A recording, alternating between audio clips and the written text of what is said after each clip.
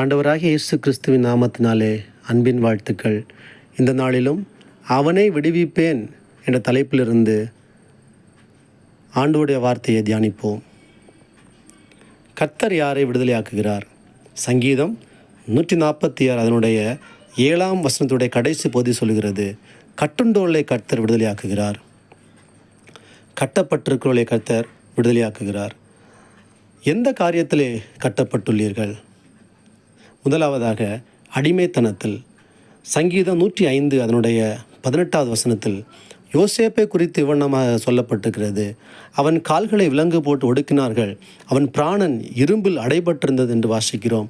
யோசேப்பு எகிப்தில் அடிமையாக விற்கப்பட்டான்.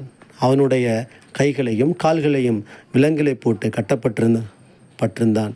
ஆனாலும் அதனுடைய 20ஆம் வசனம் சொல்கிறது, ராஜா ஆள் அனுப்பி அவனை கட்டவிழ்க்க சொன்னான், ஜனங்களின் அதிபதி அவனை விடுதலை பண்ணினான். அன்புக்குரியவர்களே, நம்முடைய ராஜாவாகிய இயேசு நம்மை விடுதலையாக்குவதற்கு எந்த விதமான அடிமைத்தனமாக இருந்தாலும் இந்த உலகத்திலே எகிப்தாகிய இந்த உலகத்திலே நாம் எந்த விதமான அடிமைத்தனத்தில் இருந்தாலும் நம்மை விடுதலையாக்குவதற்கு ஆண்டவராக இயேசு கிறிஸ்து வல்லமை உள்ளவராக இருக்கிறார்.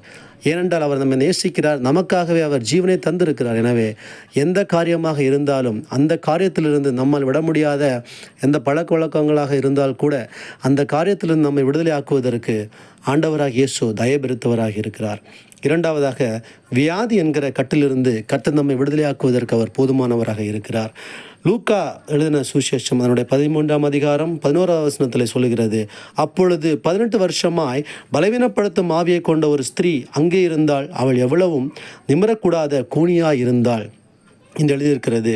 ஆனால் அதே அதிகாரத்தில் 16வது அதிகாரம் 13ஆம் அதிகாரம் அதனுடைய 16ஆம் வசனம் இப்படியாக சொல்கிறது, இதோ சாத்தான் 18 வருஷமாய் கட்டியிருந்த ஆபிரகாமின் குமாரத்தியாக இவளை ஓய்வு நாளில் இந்த கட்டிலிருந்து அவிழ்த்து விட வேண்டியதில்லையா என்றார். இந்த வார்த்தை ஆண்டவராக இயேசு சொல்லுகிறார், இதோ சாத்தான் 18 வருடமாய் கட்டியிருந்த ஆபிரகாமின் குமாரத்தியாக இவளை ஓய்வு நாளில் இந்த கட்டிலிருந்து அவிழ்த்து விட வேண்டியதில்லையா என்று கேட்கிறார். அதாவது எந்த விதமான வியாதியாக இருந்தாலும் அந்த வியாதியிலிருந்து கர்த்தர் நம்மை கட்டவிழ்க்க வல்லமை உள்ளவராக இருக்கிறார். ஏனென்றால் நம்முடைய எல்லா விதமான வியாதியையும் அவர் சிலுவையிலே சுமந்து தீர்த்தபடியினாலே நம்மை அவர் கட்டவிழ்ப்பதற்கு வல்லமை உள்ளவராக இருக்கிறார். எனவே இயேசு உங்களை விடுவிக்கிறார். ஏன் அவர் விடுதலை செய்ய வேண்டும்? ஏன் அவர் விடுவிக்கிறார் என்று பார்த்தோம் என்றால், சங்கீதம் 91 அதனுடைய 14வது வசனம் சொல்லுகிறது, அவன் என்னிடத்தில் வாஞ்சியாக இருக்கிறபடியால் அவனை விடுவிப்பேன் என்று சொல்லுகிறது. கர்த்தருக்கு பிரியமானவர்களே, நாம் ஆண்டவரிடத்திலே வாஞ்சியாக இருக்கும் பொழுது அவர் நம்மை விடுவிப்பார். எந்த விதமான அடிமைத்தனத்தில் இருந்தாலும், எந்த விதமான வியாதியினே இருந்தாலும், எந்த விதமான பிரச்சனை இருந்தாலும் கர்த்தர் நம்மை விடுதலையாக்க வல்லமை உள்ளவராக இருக்கிறார்.